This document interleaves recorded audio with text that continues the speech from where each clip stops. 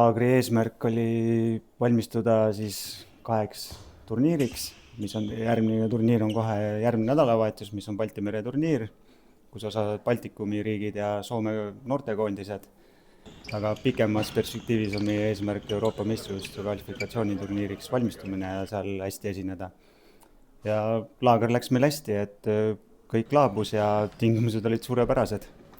Kui treenerina võtan, siis saal oli täpselt paras, selles käsipallitegevuseks siin olid kõik tingimused meie jaoks loodud, et mitte midagi jäänud saali ega millegi muu taha, et ja üleüldiselt on ka tingimused head, et siin on kõik käe-jala juures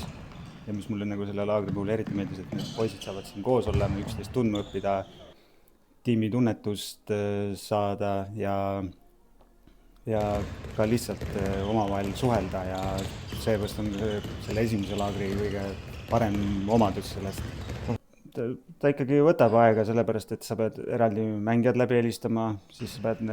on tegelikult tegu noormängijatega, siis ma pean teavitama ka nende treenereid, et ma soovin neid mängijaid kaasata siia tegevusse. Ja siis muidugi peab tegema treeningud üles ehitama, et mida me trennides teeme, millele me rõhku paneme ja kindlasti järgmises treeningtsüklis me ka kasutame videoanalüüsideks rohkem aega, et hetkel meil küll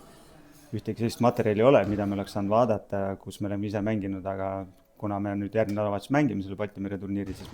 saame sealt mitu head mängu, kus me saame ka oma tegevust analüüsida ja selle pealt me saame ka oma treeninguid rohkem üles ehitada selle peale, et mis olid seal vajakajäämised ja mis oli hästi, aga selleks on ka siin head ruumid olemas meil, et juba eile tegime siin ühe nii-öelda jäälõhkumise ürituse, et tegime viktoriini, et see läks hästi, et poisid kohe omavahel said palju rohkem suhelda.